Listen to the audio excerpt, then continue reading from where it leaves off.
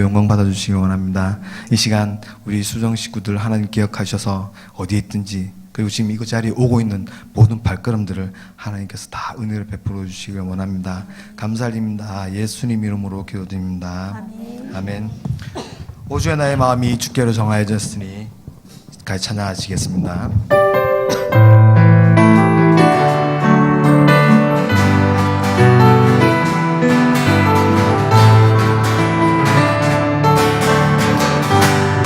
주여 나의 마음이, 주여 나의 마음이 주께로 정해졌으니 나는 주 찬양하리라. 깨어라 나의 영혼아, 비바와 수는 들어라. 이 새벽에 내가 찬양하리라. 멜로디 멜로디 멜로디 예수님이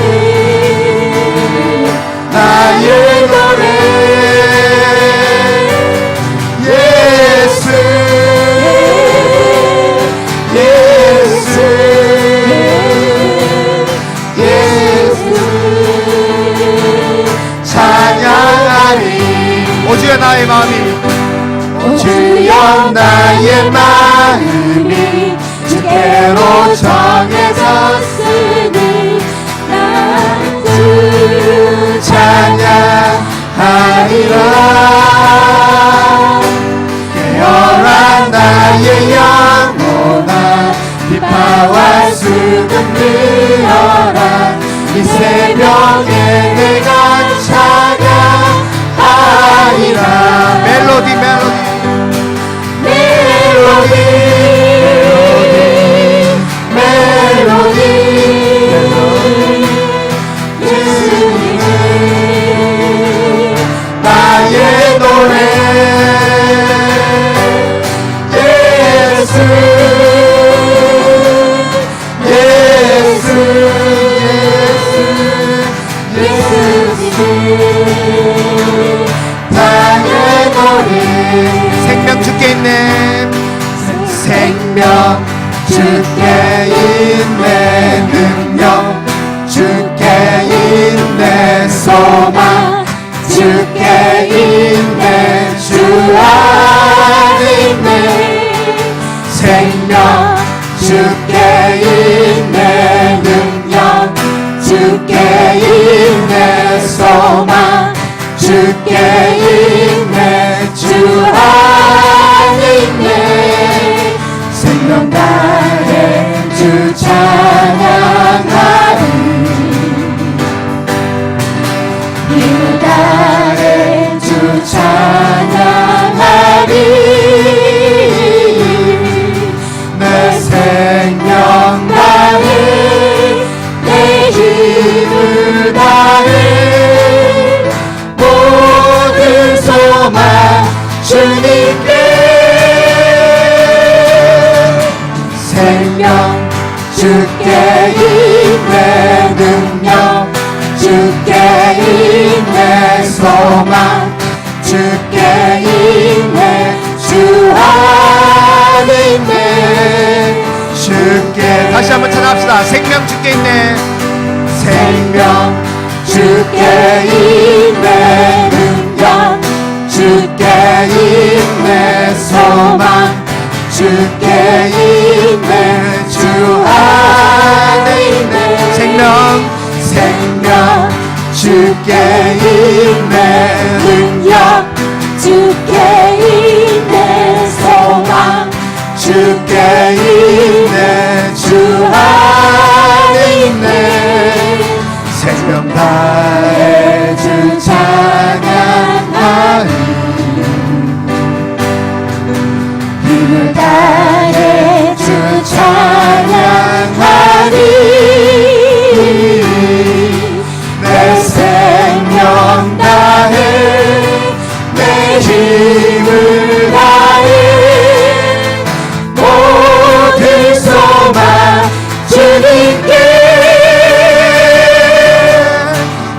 능력 주께 있네 능력 주께 있네 소망 주께 있네 주 안에 있네 주께 영광 가장 높은 곳에 영광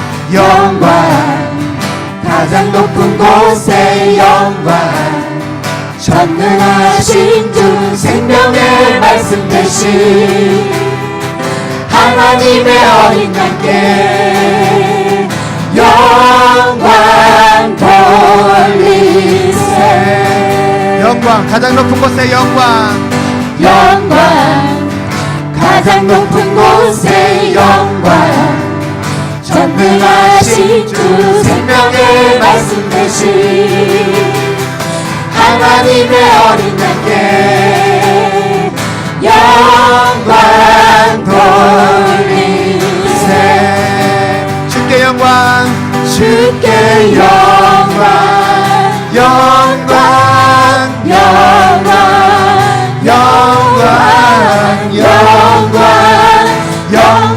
돌리세 주께 영광 주께 영광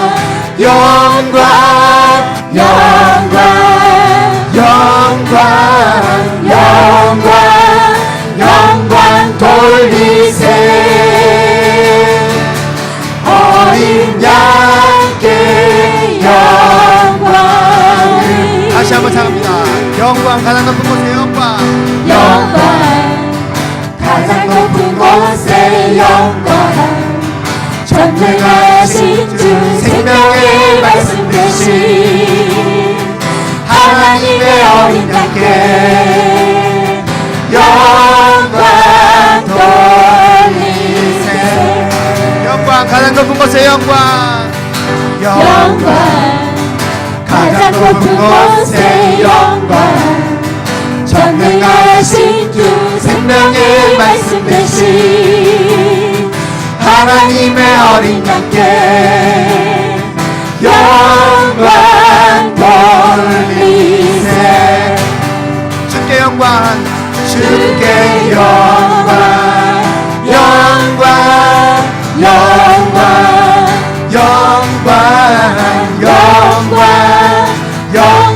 돌리세 주께 영광 주께 영광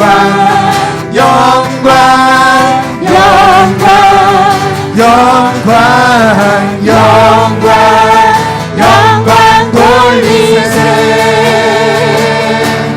어린 양께 영광을 아멘. 아멘. 네.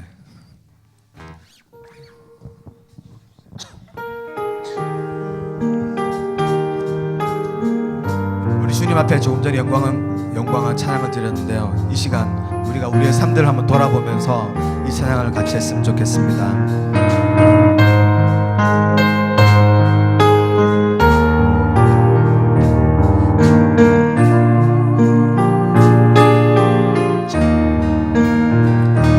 지금껏 내가 한 일이 주를 위한 일이었는지 지나간 세월 돌이켜 주님 앞에 아뢰니다. 이 양복 주를 위하여 목숨 버린다 했으나 주의 영광 기로하고 나의 자랑 앞세웠으니 내가 가는 이 길이 주를 위한 것보다 예수 이름 아파는 가론 유다와 같습니다. 위하여 평생 주를 위하여 변함없이 살겠다던 베드로 같은 믿음이 내게도 있었습니다. 일어나 지금의 맘속에 허영과 교만만 있고 주님 주신 십자가는 죄는 다 벗었습니다. 내가 가는 이 길은 주를 위한 것보다 물방울 세우는 바리새인과 같습니다. 오늘도 복음을 들고 쉼없이 다녔지만 성령의 불과 같은 인도 믿음 없이 전했습니다. 육신의 공고함 더하여 복음의 사명 약했으니 아버지여 연약한 종 어찌해야 하오리까. 내가 가는 이 길은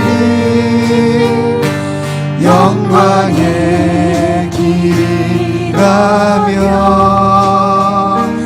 바울과 같은 믿음을 내게도 허락하소서. 오늘도 복음 들고 오늘도 복음을 들고 쉼없이 다녔지만 성령의 불과 같은 인도 믿음 없이 전했습니다. 육신의 공고함 더하여 복음의 사명 약해지니 아버지여 연약한 종 어찌해야 하오리까. 내가 가는 이 길이 영광의 길이라며 바울과 같은 믿음을 내게로 허락하소서. 아멘. 아멘. 우리 모두 다 우리 주님이 주신 그 믿음 안에서 그렇게 살았으면 좋겠습니다. 날마다 우리의 모습들을 돌아보고 우리가 정말 온 마음 온 뜻을 다하여서 하나님을 사랑한다고 하나님을 알기 원합니다. 하나님을 더욱더 알기 원합니다. 하나님을 더욱더 닮아가기를 원합니다. 우리 같이 그렇게 날마다 그렇게 고백했으면 좋겠습니다.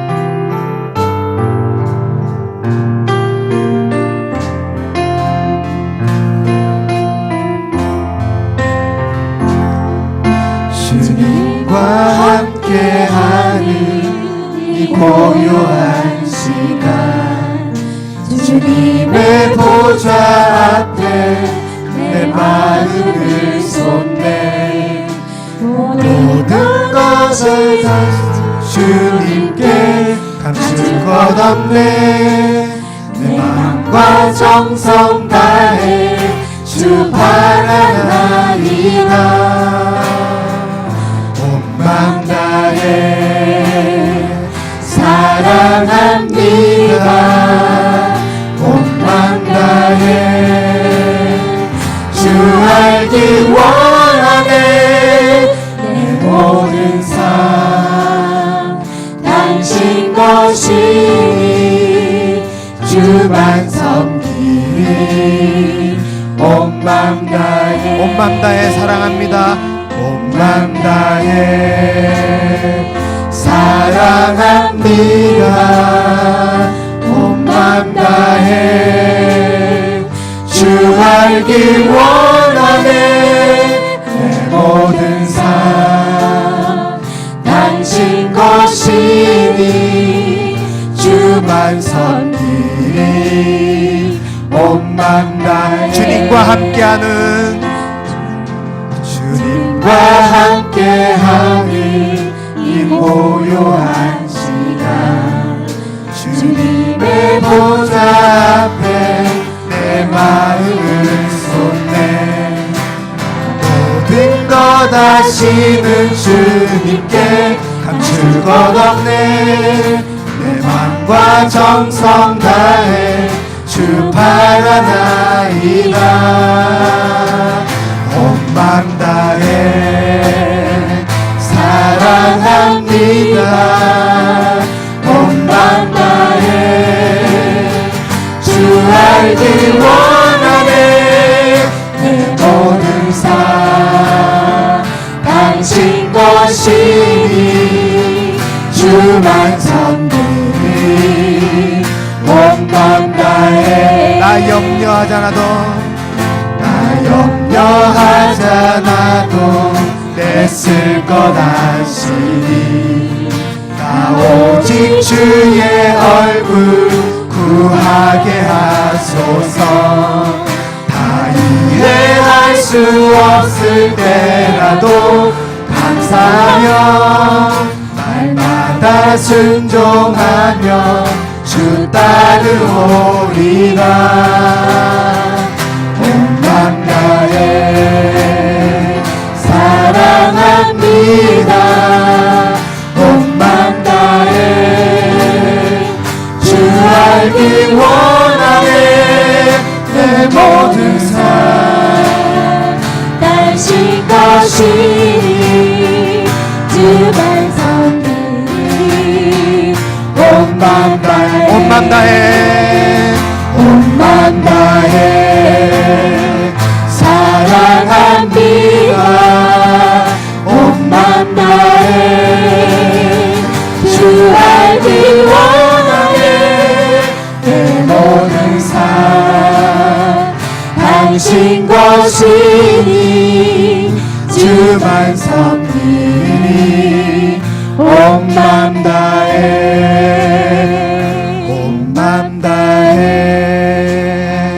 사랑합니다. 온 마음 다해 주 알기 원하네. 내 모든 삶 당신 것이니 주만 섬기리. 온 마음 다해 이 시간 예배를 통해서 하나님을 더욱더 알게 해주시고 이 시간 하나님을 더욱더 만나게 해주십시오. 우리 같이 이 예배를 위해서 같이 기도하는 시간을 가지겠습니다.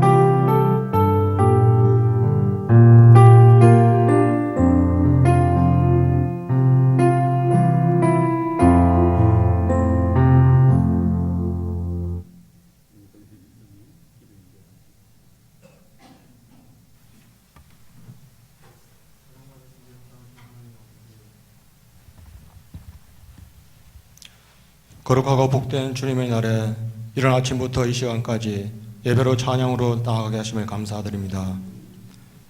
이 시간 하나님께만 영광 돌리고 높여드리는 시간이 되게 하여 주옵소서. 부족한 저희들을 자녀 삼아주신 그 큰 은혜를 감사하며 우리의 입술을 열어 찬양할 때에 우리를 짓누르고 있는 어두운 생각들이 사라지게 하시고 오직 하나님의 이름만이 높여지게 하옵소서. 우리의 기도를 들으시는 하나님, 우리 교회 모든 성도들이 말씀으로 새롭게 무장하여 세상의 죄악을 이기고 믿음의 길을 가게 인도하여 주시기를 간절히 기도합니다. 우리로 하여금 어떻게 하면 하나님 앞에 바르게 살 수 있는가를 고민하게 하시고 세상의 헛된 것들을 위해 근심케 하지 마시고 악한 사탄이 믿는 자라도 넘어뜨리는 이때에 진정으로 주님께 지혜를 구하며 주님의 사랑을 따르고 배우며 실천하는 제자들이 다 되게 도와주시옵소서. 우리가 하나님의 자녀들로서 구별된 삶을 살 수 있게 도와주시고 우리의 말과 행동을 통하여 다른 사람의 마음을 아프게 하거나 상처를 주지 않게 하시며 이웃에 믿지 않는 자들을 위해서 기도하고 전도할 수 있는 그런 믿음들을 주님 모두 허락해 주시기를 간절히 기도합니다. 오늘 이 시간 우리의 몸과 마음이 주님께만 집중하기를 원합니다. 우리는 주의 백성으로서 이 예배를 통하여 하나님의 나라의 백성이 정체성을 회복하게 하시고 그 모습을 회복하여 우리의 삶 가운데 조금이라도 그리스도의 형상이 우리 안에 있어 그 나라의 가치에 합당한 삶을 살 수 있도록 주님 인도하여 주시옵소서. 오늘 주실 말씀을 위해서 기도합니다. 전하시는 목사님의 말씀 위에 하나님의 마음에 함께하사 우리의 각박한 마음을 감동케 하여 주시고 우리가 알지 못하고 귀로 닫혀 듣지 못했던 많은 말씀들이 들리는 은혜가 있게 도와주옵소서. 우리의 예배를 기뻐 받으실 주님께 감사드리오며 이 모든 말씀 우리의 생명과 소망 되신 주 예수님 이름으로 기도드립니다. 아멘.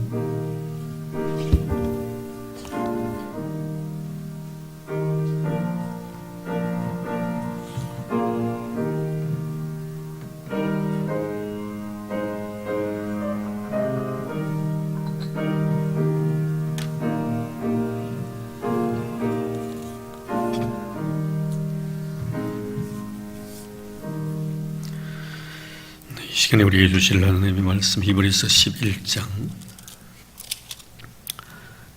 23절에서 26절까지의 말씀입니다.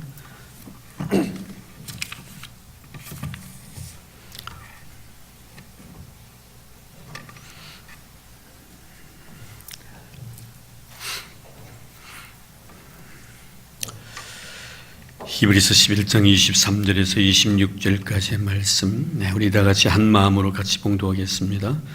믿음으로 모세가 났을 때 그 부모가 아름다운 아이임을 보고 석 달 동안 숨겨 왕의 명령을 무서워하지 아니하였으며 믿음으로 모세는 장성하여 바로의 공주아들이라 칭함받기를 거절하고 도리어 하나님의 백성과 함께 고난받기를 잠시 죄악의 낙을 누리는 것보다 더 좋아하고 그리스도를 위하여 받는 수모를 애굽의 모든 보화보다 더 큰 재물로 여겼으니 이는 상 주심을 바라봄이라.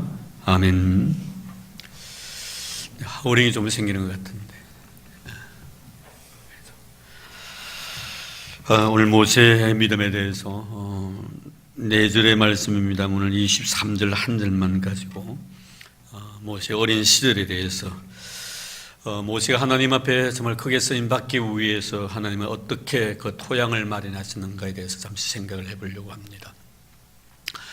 아마 우리 머릿속에도 그러하고 또 성경의 가르치심도 그러합니다.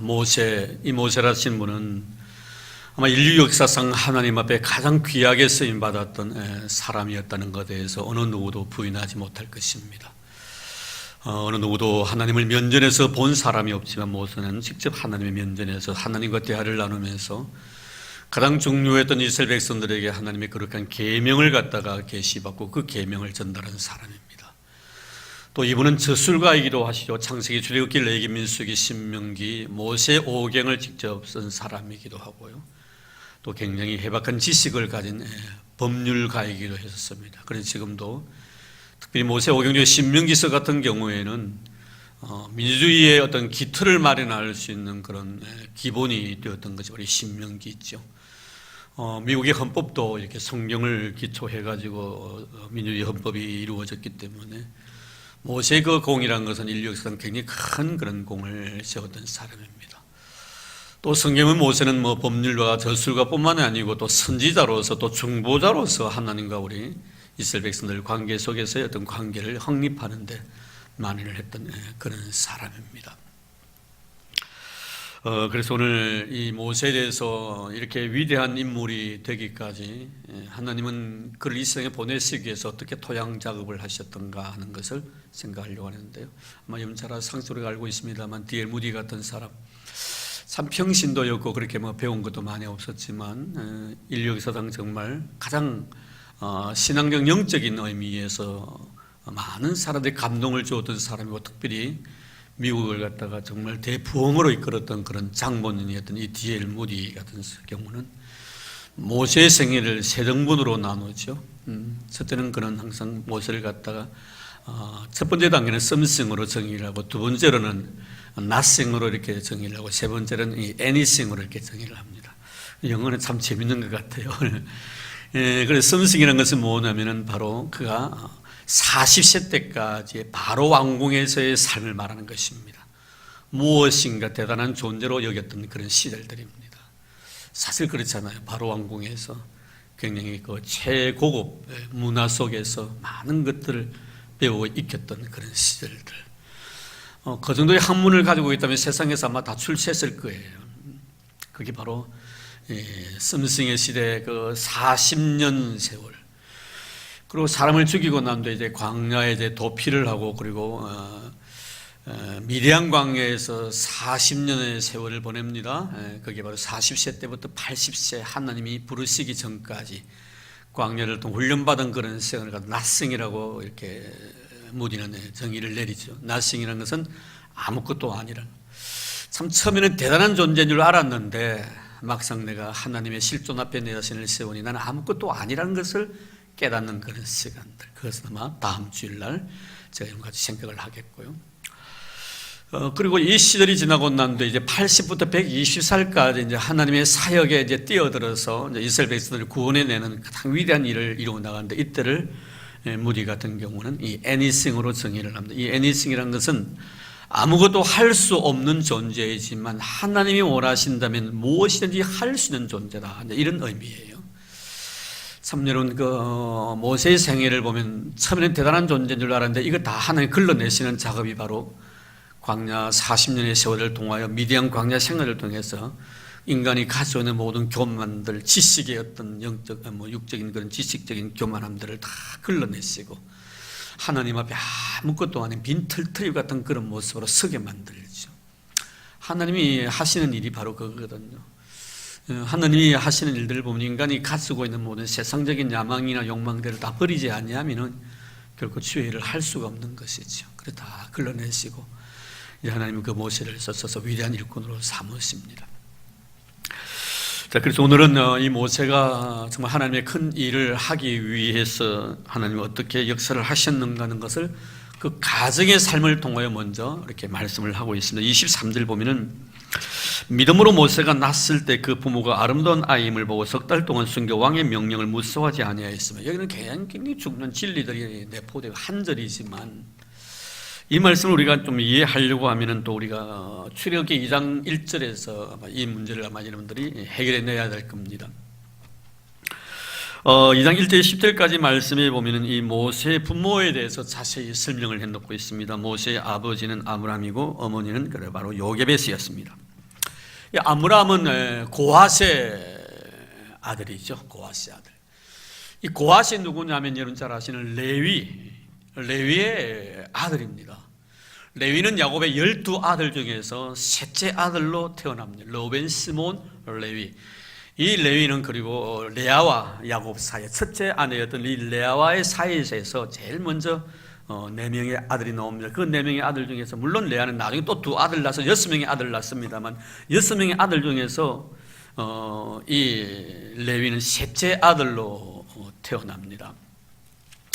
그런데 하나님께 이 레위를 여러분 잘 우리가 성경을 통해 알고 있습니다만 이 레위는 바로 제사장의 계보를 이어갔거든요. 그래서 이 레위 족속들에게는 하나님께서 가나안에 들어가서도 기업을 주지 않습니다. 그들의 기업이 바로 하나님이셨기 때문에 그렇습니다. 그래서 이 레위는 바로 제사장의 계보를 이어가게끔 되어 있었습니다. 레위 후손이요. 자, 근데 거기 보면 이 레위는 셋째 아들인데 그 속에 이제 레위에서 이제 세 아들이, 네 아들입니다만 먼저 세 아들을 소개해드리면은 게르손, 고핫, 그리고 머라리. 나중에 그 암미나답이 나옵니다. 이 암미나답의 아들이 바로 여러분 잘 아시는 고라입니다. 모세에게 굉장히 그 대항했던, 그 광야 40년 동안에 대항했던 그 사람 고라야. 나중에 하나님께서 그걸 땅을 갈라가지고 그들을 다 죽이는 그런 내용이 나옵니다만, 이 고라도 역시 그 레위의 그 후예들입니다. 그래서 나중에 고라 그러잖아요. 이 모세에게 왜 당신만 일을 하냐고. 우리도 다 레위의 후손인데. 그래도 이 모세와 고라는 사촌지간이에요. 친사촌지간이란 말이에요. 이런 사촌지간이기 때문에 그렇게 대항을 한 거예요. 그런데 이 모세는 그 둘째 아들이었던 그 고핫의 후손입니다. 이 고핫에게서 잘 아시는 아론과 미리암 그리고 모세가 태어나게 되는 것입니다. 근데 이 모세는 오늘 말씀해 보면 이 세상에 태어날 때 23절 말씀해 보면은 믿음으로 모세가 났을 때 이렇게 말씀을 합니다. 그럼 여기서 믿음으로 모세가 났다는 말은 모세가 이 세상에 태어나자마자 하나님에 대한 신앙 고백을 했다는 그런 의미가 아니고요. 모세를 갖다가 이 세상에 하나님 보내시기 전에 하나님께서 그 모세의 부모 아므람과 그리고 요게벳에게 이미 믿음을 가지겠다는. 그러면 아므람은 누구입니까? 여러분 조금 전에 말씀드렸듯이 레위의 후손입니다. 그리고 여러분 우리가 출애굽기 2장 1절 2절 쭉 내려가 보면 아시겠지만은 이 요게벳도 바로 레위의 자손입니다. 그러니까 여러분 제사장의 계보를 이어받은 그런 아주 경건한 가정에서 출생해서 두 분이 만났다는 것을 알 수가 있죠. 그래서 하나님께서 모세를 이 세상에 보내주시기 이전에 이 두 분을 먼저 준비시켜 주셨다는 것을 한눈에 볼 수 있는 그런 성경 구절이기도 합니다. 그래서 하나님께서는 하나님의 귀하고 아름다운 역사를 이루어 나가시는 과정 가운데서 때로는 나를 통해서 역사하실 수가 있고요. 또 우리 후손들을 통해 역사하실 수가 있습니다. 하나님이 하시는 일은 많은 일들이 있는데 꼭 하나님은 큰 일을 하시기 위해서 그 한 개인을 이 세상에 보내시기 이전에 토양 작업부터 먼저 하시는 것이죠. 이 토양 작업을 하고 나신 뒤에 그에 바로 씨앗을 뿌리는 겁니다. 씨앗을 뿌리고 난 뒤에 그 나무가 얼마나 건실하게 잘 자라고 아름다운 열매를 주렁주렁 맺는 것을 보게 됩니다. 언제나 제가 여러분들에게 뭐 그런 이야기 드린 적도 있고 또 우리의 삶 속에 그런 일들이 많이 일어나지 않습니까? 왜 내 자녀들 가운데 이런 자녀가 있을까 하는 그런 문제들이에요. 일단은 그 자녀가 위대한 하나님의 일꾼이 될 수도 있고요. 참 부모들이 생각할 때는 도저히 왜 이런 자녀가 내 몸을 통해서 이 세상에 왔을까 하고 캐션 마크를 붙일 때도 있습니다. 그러나 항상 우리가 알아야 될 것은 하나님이 어떤 자녀이든지 간에 나를 통해 이 세상에 보내주시기 전에 이미 나의 모든 삶의 토양 작업을 다 이루시고 나신 뒤에 보내주셨다는 사실 말입니다. 그것은 우리가 결코 부인할 수 없는 문제거든요. 이 모세라는 사람이 이토록 위대한 일꾼으로 쓰임 받기 위해서 하나님께서 이 아므람과 그리고 요게벳 사이에 이 모세를 주시는데요. 그런데 이 두 분이 참 그 경건한 믿음의 사람이었다는 것을 먼저 볼 수 있습니다. 그래서 우리가 신앙생활에 나가면서 왜 내가 경건한 삶을 살아가야 되는가 하는 문제에 대한 해결을 여기서 우리가 발견하게 됩니다. 될 수만 있으면 우리가 두 부부가 이렇게 경건한 삶을 살아가야 합니다. 물론 우리 세대에서는 참으로 예수를 믿음으로 받아들이는 그런 세대가 있을 것입니다. 그런데 보편적인 현상입니다만 참 예수를 받아들이는 그 가문에서 참 예수를 받아들일 때는 굉장히 처음 예수를 받아들인 그 사람의 생애 속에서는 참 고단함이 많습니다. 그렇거든요. 그게 바로 토양 작업이거든요. 그 치른 그 땅을 갖다가 다 개간을 하는데 여러분 얼마나 그 힘들겠습니까? 한번 생각해 보세요. 산지를 갖다 개간해서 정말 전토를 만들려고 할 때 먼저 어떡합니까? 나무 뿔을 다 태우기도 하고요. 그 있는 뿌리를 다 뽑아야 됩니다. 그리고 그친 돌멩이들 다 걸러내야 합니다. 그리고 몇 년이고 거름을 주고 흙을 주고 계속 비가 와가지고 그 땅을 갖다 아주 기름지게 만들고 난 뒤에 씨를 뿌리는 것과 마찬가지입니다. 그래서 가문에 참으로 예수를 받아들이는 사람이 왠지 살아가는 삶 속에서, 물론 절대적인 것은 아닙니다만 보편적으로 나타나는 현상들은 뭐냐면 삶 속에 많은 고난들이 있다는 것이죠. 그래서 주님께서 하신 말씀은 뭡니까? 나를 따른 자는 자기에게 주어진 십자가를 져라는 거죠. 이 십자가를 지고 난 뒤에, 걸어난 뒤에 그 후손들에게 주님 주시는 복이 너무나 크다는 것을 알 수가 있는 거죠. 사실 여러분, 이미 요게벳이나 아브라함 같은 경우에는 그 토양 작업을 하나님의 믿음으로 잘 갖추어 놓았습니다만, 그러나 이 모세가 이 세상에 태어날 때 그런 여러 가지 역사적인 정황을 바라보면 그 쉽지 않은 문제들이에요. 그렇기 때문에 하나님께서는 이 아브라함과 그 요게벳에게 그 레위 후손으로서 그 마음속에 진실한 신앙을 심게 해주시고 나신 뒤에 그 몸을 통해서 모세를 이 세상에 보내주셨다는 거예요. 우리 이런 위대한 신앙의 인물들의 그 삶의 모습을 바라보면 그냥 하늘에 툭 떨어진 것 아닙니다. 우리가 구약 성경에 보면 가장 이스라엘 백성들 가운데 가장 윤리적이고 깨끗하게 살았던 전무후무했던 영적 리더자가 바로 염자란 사무엘입니다. 이 사무엘 보면 그 아버지가 엘가나 제사장이었고요, 어머니 한나는 참 경건한 여인이었습니다. 하나님께서 하나님의 일을 위해서 이 세상에 보내줄 걸출할 인재들을 갖다가 보내주시는데 누구의 몸을 통해서 보내주시겠다는 문제예요. 아무에게나 그냥 막 네가 알아서 하라고 이렇게 보내주시는 건 아니더라 이거예요. 다 준비를 시켜놓더라는 거예요. 정말 옥토 같은 그런 아름다운 마음밭들 말입니다. 그런데 그것을 보면 물론 한나, 그 사무엘의 어머니 한나의 삶을 통해서 우리에게 주신 귀한 영적 교훈이 바로 그것 아니면, 아버지야 제사장으로서 늘 하나님 앞에 나와서 백성들을 위해서 제사를 지냈지만 그 한나의 모습 속에서 느끼는 것은 뭡니까? 굉장히 그 마음밭이 옥토 같은 부드러운 마음밭이었다는 거죠. 여러분 잘 아시지 않습니까? 사무엘을 갖다가 이 세상에 생산하기 이전에 자녀가 없음으로 인해서 교회 가서 그 눈물로서 통곡하며 기도하는 모습들, 심지어 그 제사장이 그것을 오해하고 술 취했다고까지 합니다. 굉장히 기분 나쁜 소리거든요.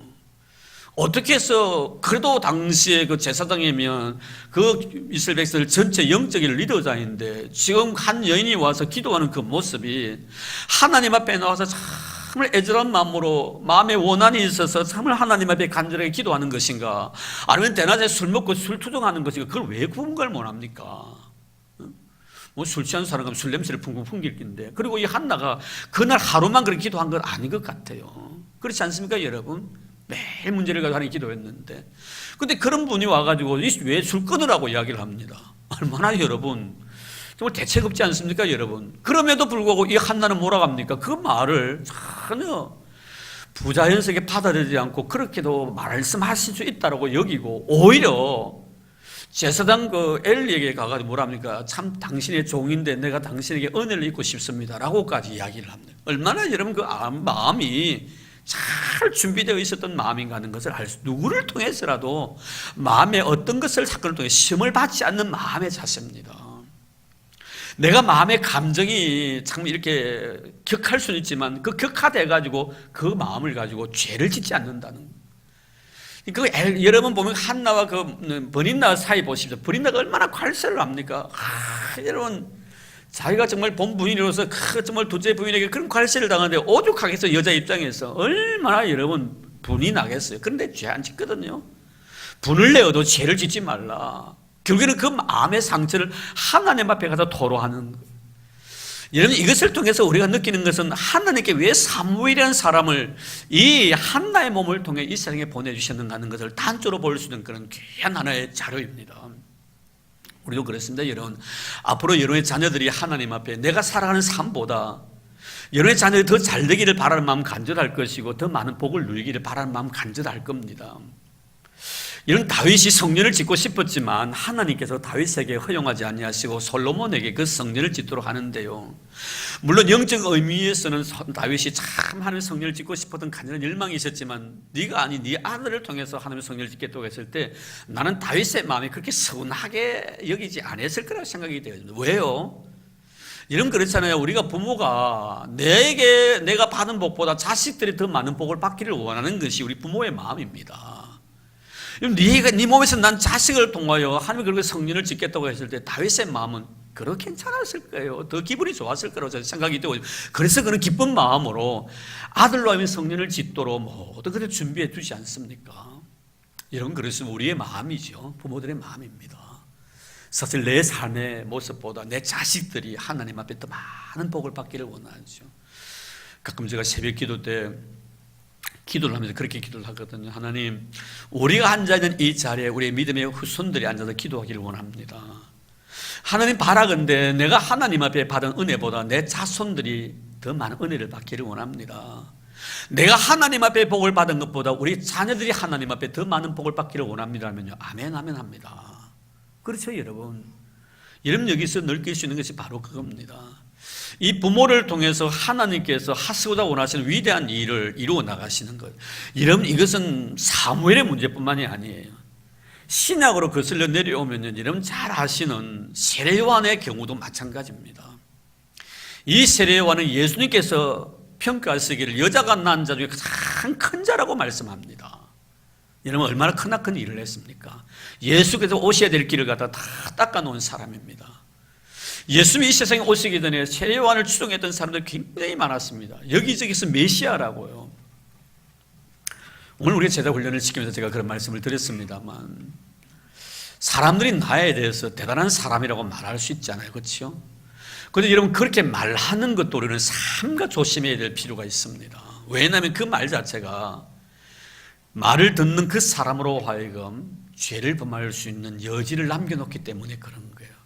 나는 그저 평범한 사람인 줄 알았는데 어느 누가 어느 날 우연히 나에게 당신은 평범한 사람이 아니라고 말을 했을 때 내가 나에 대한 인식이 어떻게 바뀌어져 갑니까? 나는 정말 그래 내가 정말 대단한 존재인가 보다, 이런 생각을 갖는다는 것. 참 이런 말들은 삼가 주의할 필요가 있습니다. 이런 당시 여러분 세례요한이 이 세상에 400 말라기 선지자 이후에 400년 만에 하나님이 말씀을 그에게 주십니다. 말라기 선지자 이후에 하나님은 이스라엘 백성이 주셨던 말씀을 거두가 버렸습니다. 그래서 영적 암흑기가 시작됩니다. 말씀을 듣고 싶어도 말씀을 들을 수가 없으니까 얼마나 답답하겠냐면 그때 출연한 사람 누굽니까? 바로 세례요한이었습니다. 회개하라 천국이 가까웠다. 굉장히 강직했습니다. 타협이 없었습니다. 결국 타협하지 아니함으로 결국에는 그가 순교를 당합니다. 순교를 당하면서까지 타협하지 않습니다. 이때 많은 사람들이 이 세례요한을 향하여 몰려듭니다. 그래서 뭐라고 말하는 사람들이 당신이 메시아라고. 중요한 것은 바로 이거거든요. 이런 말들이 얼마나 위험천만한 말입니까? 내가 메시아가 아니고 메시아를 위해서 정말 하나님 앞에 쓰임받게 6개월 먼저 온 사람인데 사람들은 나를 향해 메시아란단 말이에요. 이때 이런 세례요한이 뭐라면 나는 메시아가 아닙니다. 이런 선언은 굉장히 중요합니다. 오늘 누가 나에게 칭찬할 때 이런 선언을 하셔야 합니다. 나는 그렇게 칭찬받을 만한 자격이 없는 사람이라고 말을 해야 합니다. 만약에 그런 말을 하지 않고 그대로 받아들인다면 그것은 침묵 자체는 그것을 수긍하는 말이기 때문에, 그것에 대해서 내가 받아들일 입장이기 때문에 그것을 그 자리에서 우리가 선언을 해야 합니다. 사도행전 13장에 나오는 바로 여러분 헤롯에 대한 이야기 아닙니까? 이 소리는 사람의 소리가 아니라 신의 소리라고 얘기했을 때 여러분 헤롯에게 필요했던 것이 뭡니까? 나는 신이 아닙니다라고 이 말 한마디 못합니다. 그런 그 사건으로 하나님이 그를 쳐버리십니다. 하나님께 들어가야 될 영광을 그가 도둑질했기 때문에 그 자리에 바로 죽습니다. 충이 먹어가지고요. 이런 결국 세례요한의 아름다운 점이 바로 이거거든요. 그것도 수없이 많은 사람이 인생 이래를 미루면서 정말 우리의 메시아라고 하나님께서 구약 성경에 말씀하신 우리의 구원자 바로 메시아라고 했을 때 저런 메시아가 아닙니다. 내 뒤에 오시는 분, 나는 그분의 신들매를 감당하기가 부족합니다. 신들매 풀기도 감당할 수 없는 자입니다. 그분은 흥해야 되고 나는 쉬어야 될 것입니다. 나는 여러분들에게 물로 세례를 주지만 내 뒤에 오시는 분은 성령으로 세례를 주실 분이십니다. 그런데 여러분 이 세례요한이 이토록 위대한 일을 하게 된 것은요, 바로 하나님께서 그의 어머니 엘리사벳과 아버지 사가랴의 몸을 통해서 이 세례요한이 출현을 합니다. 그런데 여러분 엘리사벳과 사가랴는요 당시에 애가 없었습니다. 근데 중요한 문제는 뭐냐면 애가 없어서 그때 사가랴가 반열에 대해서 제사장이 여러 분이 계셨기 때문에 다 순서가 있습니다. 어느 날 며칠 몇 시에는 누가 가서 제사를 드리고 다 순서에 따라서 이제 이 사가랴가 하나님의 성전에서 제사를 드려야 되는데, 제사를 드리고 간 사이에 이런 누가복음 1장에 보면 뭐가 나옵니까? 온 이스라엘 백성들이 그 가정을 위해서 밖에서 기도했다고 했습니다. 참 중요한 내용이거든요. 뭘 기도했겠나는 문제예요. 당시에 아들이 없다는 것은 대가 끊어지는 거죠. 제사장의 계보가 이제 거기에서 마무리 짓는데, 아마 저는 그렇게 짐작을 하고 있습니다. 하나님, 우리 사가랴 제사장의 가정에 대를 이을 자녀가 없습니다. 자녀를 달라고 온 백성들. 여러분, 어느 제사장이요, 여러분 제사 드릴 때 백성들이, 온 백성들이 그 제사장을 위해서 기도했다는 그런 성경 구절은 단 여기밖에 없습니다. 사가랴 선지자, 사가랴 제사장의 그 가정을 위해서 온 백성이 기도한 거예요. 근데 이 사가랴와 엘리사벳이 어떤 사람이었는가 하면요, 누가복음 보면 잘 나타나 있습니다. 하나님 앞에 의로운 자라고 했습니다. 그리고 규례를 아주 철저하게 지킨 흠이 없는 사람이라고 했습니다. 그것이 바로 여러분 사가랴와 엘리사벳에 대한 성경의 평가입니다. 얼마나 그들의 마음밭이 아름다웠던가 하는 것을 한눈에 볼 수 있는 대목이죠. 이런 세례요한을 이 세상에 보내주실 때, 예수님을 위해서 6개월 먼저 보내주실 때 여자가 한두 사람이었겠습니까? 그런데 여러분, 다른 사람을 통해 주신 것이 아니라 사가랴와 엘리사벳을 통해서 이 세례요한을 이 세상에 보내주셨다는. 자, 이런 의미에서 바라보면 우리가 이 모세가 이 세상에 태어나기 전에 그의 아버지 어머니의 그 아름답고 거룩한 순결한 여호와 신앙에 대한 어떤 기본 베이스가 갈려 있었다는 것이죠.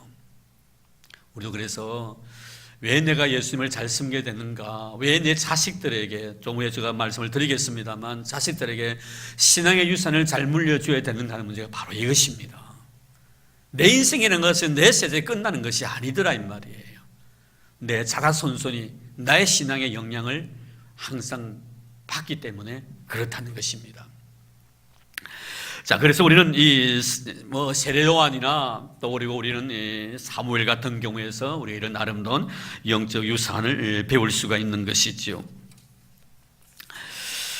그래서 나중에 사도 바울도 그 디모데에 대한 신앙을 칭찬하면서 하는 말이 뭐냐면, 내 외조모 로이스와 내 어머니 유니게 속에 있던 거짓이 없는 내 믿음, 이제 이렇게 말하거든요.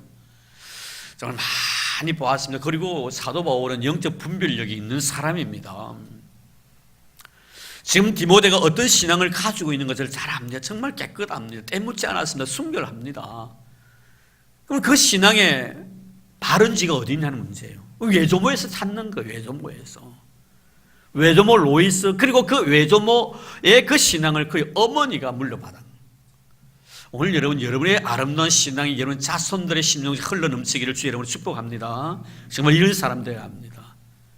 그래서 결국에는 이 바울이 많은 믿음의 동력자들이 있었지만 왜 디모데를 집어서 자기의 믿음의 후계자로 삼았는가? 거짓이 없는 깨끗한 믿음 때문에. 그래서 항상 이 디모데를 사랑했고, 마지막 순교하기 직전까지의 그런 디모데를 부릅니다. 자기가 보고 싶다고. 정말 여러분, 외조모 로이스와 어머니 유니게 속에 있었던 거짓 없는 깨끗한 믿음에 대한 칭찬. 그래서 우리는 항상 믿음으로 사는 우리 성도들의 자녀들에게 잠언 22장 6절 말씀처럼 마땅히 행할 길을 아이에게 가르치라. 그리하면 늙어도 그것을 떠나지 아니하리라. 어렸을 때부터 자녀들에게 신앙 교육을 잘 물려주어야 합니다. 그래서 우리가 신명기 6장 4절의 9절 말씀 보면은 이스라엘 백성들이 지금도 아직도 항상 암기하고 있는 쉐마, 들으라 하는 뜻이죠. 이 쉐마 교육을 시킵니다. 이 쉐마 교육에 보면요, 이스라엘 백성들은요, 하나님의 말씀에 순종해서 자녀들에게 부지런히 가르치고, 부지런히 가르쳐라. 여러분 참 보면 사람들의 심성이라는 건 세상이 그대로 호락호락하지 않거든요. 참 하나님의 말씀을 심어주면 그 말씀을 세상에 참 빼앗으려고 합니다. 그래서 우리는 자녀들에게 세상이 아무리 유혹해도 하나님의 말씀을 빼앗기지 않도록 어렸을 때부터 부지런히 말씀을 가르쳐라고 이렇게 말씀합니다. 자, 그리고 그 다음에 우리가 한 가지 더 생각할 것은, 이제 이 두 분에 대해서 자녀관이 그럼 어땠는가. 이제 이 부모들의 그 하나님과의 관계에서 신앙관이었고요. 그럼 자녀관이에요. 내가 자녀를 바라볼 때 어떤 눈으로 바라보아야 되는가 하는 것을 우리는 이 모세의 어머니 요게벳과 그의 아버지 아브라함에게서 우리가 배울 수가 있습니다. 이 아므람과 이 요게벳을 통해서 이 모세가 이 세상에 태어났는데, 자, 오늘 23절 보면 믿음으로 모세가 낳았을 때 그 부모가 아름다운 아임을 보고 석 달 동안 순교 왕의 명령을 무서워하지 아니했다, 이렇게 나옵니다. 출애굽기 2장 1절 말씀 보겠습니다. 제가 모세가 태어날 때 이렇게 말씀하고 레위 가족 중 한 사람이 가서 레위 여자에게 장가들어 그 여자가 임신하여 아들을 낳으니 그가 잘생긴 것을 보고 6달 동안 그를 숨겼으나 잘생겼다고 또 이게 뭐 아름다웠다 이런 말씀이 나옵니다. 옛날 우리 과거 성경에는 이 준수했다는 그런 한자어를 쓰기도 합니다. 이 준수했다는 건 선하다, 낫다, 아름답다 이런 뜻이. 우리가 보면 뭐 애들이 이 세상에 태어날 때 뭐 아름답고 준수한 보다는 보면 뭐 이목구비가 뭐 바로 뭐 갖춰지지도 않는 것 같고요. 뭐 생긴 게 뭐 다 그게 그인 것 같습니다. 나중에 자라봐야 알거든. 그래서 애들은 뭐 12번 그 얼굴이 바뀐다잖아요. 그렇죠? 근데 문제는 뭐냐면 이 부모들이 이 모세를 바라볼 때 아주 아름답게 바라봤다. 준수하게 바라봤다는 것은 육적인 눈으로서 자녀를 바라본 것이 아니고 영적인 눈으로 자녀를 바라보았다는 거예요.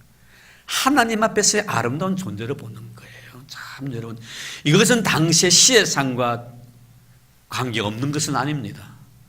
좀 말씀을 들었듯이 여러분 당시에 400년 동안이나 애굽에 종살이했던 이스라엘 백성들입니다. 이스라엘 백성들 마음속에 늘 바라는 마음이 있었던 것입니다. 언젠가는 해방이 될 것이라고. 근데 모세의 어머니 아버지는 모세를 바라보는 순간 어떻게 바라보는 겁니까? 하나님의 시선으로 이 아이를 바라보는 겁니다. 숨긴 것도 마찬가지지 않습니까? 육적인 눈으로 내 자식을 바라보는 것이 아니라 영적인 안목에도 내 자녀를 바라보고, 왜 하필이면 하나님 이 세대에 이 자식을 우리의 몸을 통해서 이 세상에 보내주셨는가 하는 문제예요. 오늘 이것은 굉장히 우리가 자녀를 바라보는 자녀관입니다. 과연 나는 내 사랑하는 자녀들을 바라볼 때 어떤 눈으로 바라보는가? 뭐 별 볼 일 없는 자녀로 혹시나 우리가 바라보고 있지는 않는가? 여러분, 하나님은 자녀의 앞날엔 꼭 부모의 비전이 그 속에 숨어져 있다는 걸 잊지 마시기 바랍니다. 부모의 비전대로 그 자녀를 그렇게 키워가시는 하나님께서, 자녀는 어렸을 적부터 믿음이 없습니다. 부모의 믿음에 의해서 자녀들이 살아갈 수밖에 없는 거예요. 저는 가끔 참 마음속에 그런 것은 우리 성도의 삶 속에서 왜 자녀를 키우는 사람들이 기도하지 않는가? 물론 가정에서 기도하겠지요. 정말 여러분 자녀를 사랑하는 마음으로 간절하게 하나님 앞에 기도합니까? 하나님 이거 묻고 싶습니다. 이런 앞으로 여러분 세대가 끝나고 한데 여러분 자녀 세대에 대해서 여러분 책임질 수가 있겠는가 하는 문제예요. 지금 여러분 가장 긴박한 상황, 이미 출애굽 1장 22절이면 거기 보면 뭐라 합니까? 바로의 명령에 의해 가지고 남자가 태어나면 죽이라는 거예요. 이런 시대상에 모세가 태어납니다. 여러분, 그래도 모세를 3개월 동안 숨겨두는 거예요. 뭘 의미하는 것입니까, 여러분? 육적인 자녀로 바라보지 않냐고 영적인 자녀로 보는 거예요. 부모의 눈이에요. 하나님이 이 자녀를 통해서 어떻게 역사하실까 하는 것을 기대하고 있는 거예요. 왜 하필 이 시간에, 이 시대에, 이런 위기 상황 속에 내 가정에 아들을 주셨는가? 딸을 낳았으면 괜찮겠는데 아들을 주셨다는 거예요. 뭘 의미한다는 겁니까, 여러분? 뭔가 여러분, 이 모세의 부모들 마음속에는 모세를 통해서 하나님이 하시고도 원하시는 그런 계획을 그 속에서 느끼고 있었다는, 오늘 여러분 하나님 앞에 자녀에 대한 거룩한 비전들을 다 가지기를 주의 이름으로 축복합니다. 지난 시간에 제가 제 아버님이 저에 대한 비전에 대해서 말씀을 드린 적이 있었습니다. 왜 저에게는 참 제가 아쉬움이 하나 있다면은, 네가 크면 목사가 돼야 된다는 건 분명히 저에게 비전을 심어주셨는데 너는 앞으로 어떤 목사가 되라는 이런 비전에 대해 구체적으로 말씀을 하신 적은 없었습니다. 그래서 가끔 기도할 때마다 그런 기도를 드리죠. 왜 하나님, 저희 아버님은 저에게 앞으로 네가 목사가 되어가지고 어떻게 목회를 하기를 바라는 말, 물론 기도는 하셨겠지요. 그러나 그런 말씀을 제게 한마디도 남기시지 아니하셨습니다. 사실 목사가 되라고는 말씀을 하셨지만 네가 왜 목사가 되어야 되는가에 대해서도 제가 신학교 2학년이 되고 난 뒤에야 그 비밀을 제게 말씀해 주셨습니다. 그 전까지 침묵하셨습니다. 늘 어렸을 때 너는 목사가 되야 된다, 너는 목사가 된다라고 말씀을 하셨지만 왜 내가 목사가 되어야 되는가에 대해서는 말씀하지 않으셨습니다. 제가 결정을 하고 신학교 들어가고 난 뒤에 2년 이후에 제가 제 형님, 하나의 간증입니다만 사촌 형님의 결혼식이 있었습니다. 제가 갔더니 저희 아버님이 제보고 방에 좀 들어오래요. 그래 방에 들어갔더니 노 권사님이 계셨습니다. 나이 많은 권사님이 있었습니다. 제보고 큰 절을 하라 하시는 거예요. 저는 아무것도 몰랐습니다. 그냥 아버지 말 순종하는 마음으로 큰 절을 했습니다. 절하고 났더니 제보고 두기야 네 여기 옆에 앉아라 이라도. 그래 앉았어요. 그런데 하시는 말씀이 이제야 네가 왜 목사가 돼야 되는가에 대해서 내가 이야기할게 하시더라고요. 그때서야 아버님께 말씀이 잘 없으신 분이셨는데요.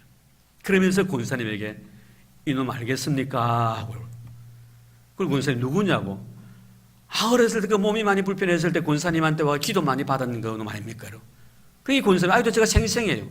내가 기도해 준 놈이 한두 놈이라 해야지. 이러시더라고. 그러면서 그 자리에서 내가 목사가 돼야 될 이유를 밝히겠다면서 그때서야 이야기를 해주시더라고요. 참 제 마음속에 많은 세월이 흘렀지만 그때 좀 구체적으로 네가 목사가 돼야 될 이유를 먼저 밝히시고 나에게 큰 비전을 심어주셨으면 하는 그런 아쉬움도 있지만 아버지께서 네가 이것 때문에 네가 목사가 돼야 된다는 그런 말씀보다 네 스스로 결정하고 난 뒤에 네가 이제는 완전히 설이 들고 난 뒤에 그때서야 내가 이 비밀을 밝히겠다는 그런 아버지의 깊은 마음을 내가 느껴서야 이해를 하게 되었습니다. 사실 그렇습니다. 우리가 살아가면서 자식들에게 비전을 심어주는 것은 참으로 아름다운 그 자식의 비전은 바로 부모의 비전이에요. 자녀된 부모의 비전이 바로 자식의 비전이 된다는 거예요. 지금 모세의 부모님들은요, 이 모세를 바라볼 때 정말 아름다운 모습, 준수한 모습을 바라보고 너무 아름다운 모습으로 하나님, 이 어려운 현실 속에서 내 사는 자식을 통해 하나님 하시고자 원하시는 일이 무엇입니까? 왜 내 가정에 이 자식을 주십니까? 오늘도 여러분들은 이런 자녀를 바라볼 때마다 이런 영적인 안목으로 영적인 시선으로 바라보는 여러분들 되기를 바랍니다. 얼마나 위대한 일을 하나님이 계획하시고 계시는가 하는 것을 자녀들에게 어렸을 때부터 심어주면 더 아름답겠지요. 이것이 바로 모세 부모님들이 가지고 있었던 모세에 대한 자녀관이었습니다. 참 아름다운 신앙의 토양 위에 하나님은 이 모세를 그 가정에 보내주신 거예요. 자, 그리고 난 뒤에 오늘 마지막 결론의 말씀을 이제 드리려고 합니다. 그런 23절 말씀 볼까요? 숨겨 왕의 명령을 무서워하지 아니하였다. 석 달 동안 숨겼다. 왕의 명령을 무서워하지 아니했다. 두 가지 의미입니다. 먼저는 뭡니까? 석 달 동안 숨겼다는 것은 바로 하나님에 대한 철저한 신뢰입니다. 내가 내 자식을 믿음의 눈으로 바라보니 이 믿음의 자녀에 대해서 하나님이 책임져 주실 것을 믿었던 믿음입니다. 여러분, 아들이 태어나면 죽을 수밖에 없는 그런 운명임에도 불구하고 석 달 동안 숨겨두는 그 시간 속에 뭘 느끼는 겁니까, 여러분? 하나님께서 발각을 되게 하시려면 얼마든지 발각되게 했었을 겁니다.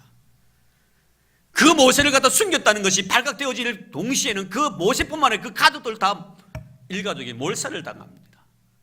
근데 여러분, 3달 동안 숨기면서 모세의 어머니, 아버지의 마음속에 어떤 생각이 가졌겠습니까?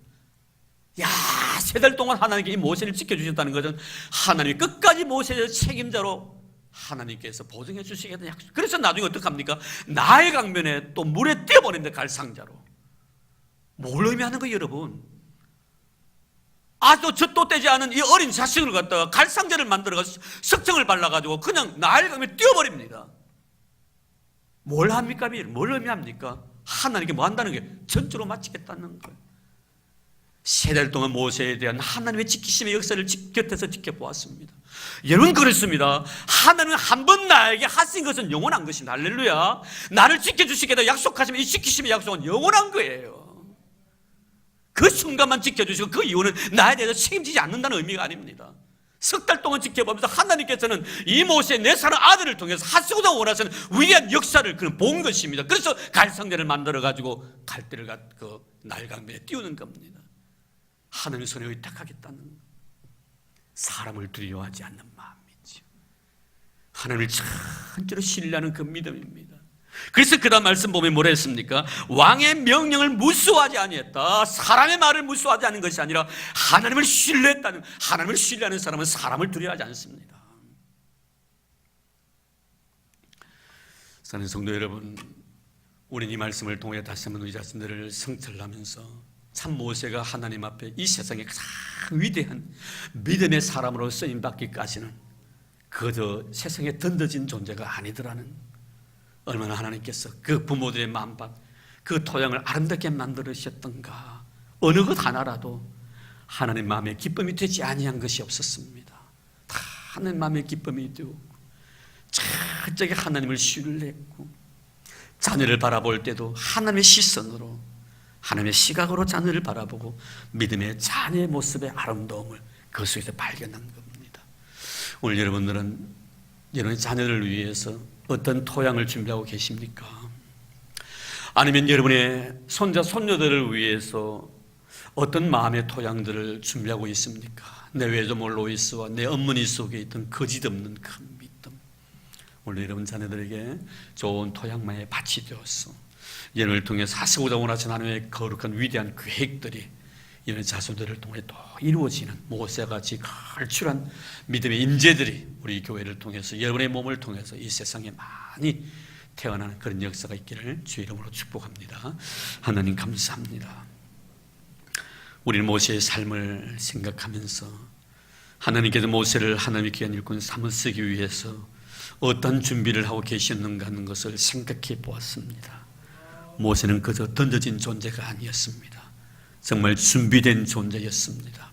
아버지 하나님, 우리 역시 모세의 부모님처럼 믿음의 준비를 잘 갖추어서 아름다운 토양의 밭을 꾸미게 하여 주옵소서. 그리고 하나님께 어떤 믿음의 씨앗을 뿌린다 할지라도 그 씨앗에 아름다운 열매들이, 좋은 열매들이 저렁저렁 맺게 도와주옵소서. 우리 가문에 위대한 믿음의 인재들이 많이 배출될 수 있도록 축복해 주옵소서. 우리 성도들을 사랑해 주심을 감사드립니다. 예수님 이름으로 기도드립니다. 아멘. 네, 이 시간에 우리 학생의 교사들 나와서 특별히 찬송해 주시겠습니다.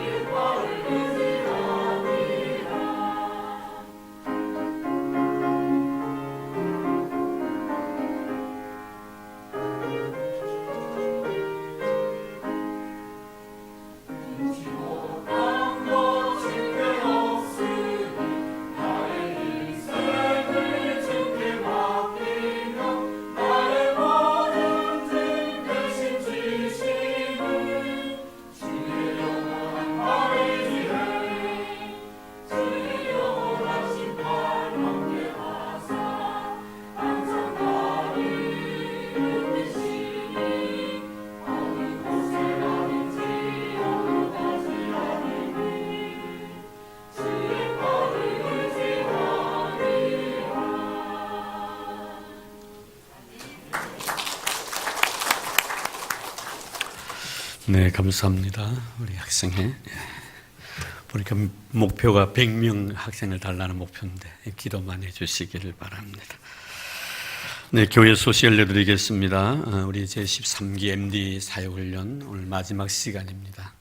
잊지 마시고 기억해 주시고요. 다 참여해 주시기 바랍니다. 그리고 화요일, 목요일 대신방 있는 거 기억해 주시고 한 가정도 빠짐없이 다 이렇게 신방을 받았으면 그런 간절한 마음입니다. 기도로 준비해 주시기를 바랍니다. 그리고 할렐루야 찬양대 대원 추가 모집을 합니다. 원하시는 분들은 신청해 주시면 고맙겠습니다. 예, 이제 마지막 찬송가 307시장 부르기 전에 우리 곁에 있는 서로 인사 나누십시다. 수고 많으셨습니다. 예.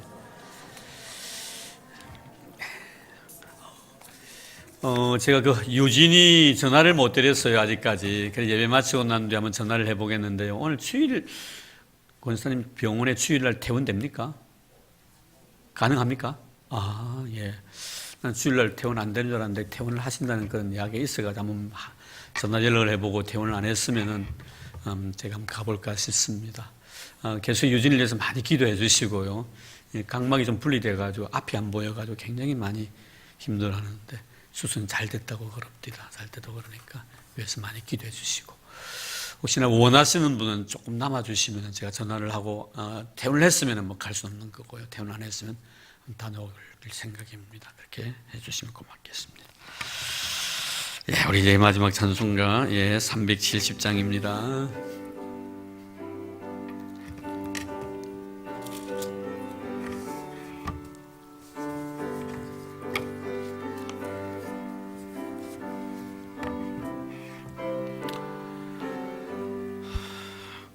수원에 있는 나에게 단 근심이 있으랴 십자가 밑에 나가 내 짐을 풀었네 주님을 찬송하면서 할렐루야 할렐루야 내 앞길 멀고매도 나 주님만 따라가리 그 두려움이 변하여 내 기도 되었고 전날의 한숨 변하여 내 노래 되었네 주님을 찬송하면서 할렐루야 할렐루야 내 앞길 멀고매도 나 주님만 따라가리 내 주는 자비하셔서 늘 함께 계시고 내 궁핍함을 아시고 늘 채워주시네 주님을 찬송하면서 할렐루야 할렐루야 내 앞길 멀고매도 나 주님만 따라가리 내 주와 맺은 언약은 영불변하시니 그 나라 가기까지는 영원하시네 주님을 찬송하면서 할렐루야 할렐루야 내 앞길 멀고매도 나 주님만 우리 4절 한 번 더 합니다. 내 주와 맺은 언약은 영불변하시니 그 나라 가기까지는 늘 보호하시네 주님을 찬송하면서 나가면서 할렐루야 할렐루야 내 앞길 멀검에도 나 주님만 따라가리. 아멘. 네, 강관하고 기도하기로 하였습니다. 새벽 기도 시간에 잊지 마시고 특별히 한종직들은 사명을 잘 감당하시기를 바랍니다. 매일 나오지 못하더라도 일주일에 시간을 정해놓고 나와서 기도하는 여러분들 되기를 바랍니다. 주신 사명입니다. 사명 소홀히 하지 마시기를 바랍니다. 많이 나와서 기도를 통해서 사순절의 의미를 되새기고 은혜 받는 그런 시간 되기를 바랍니다. 기도하겠습니다.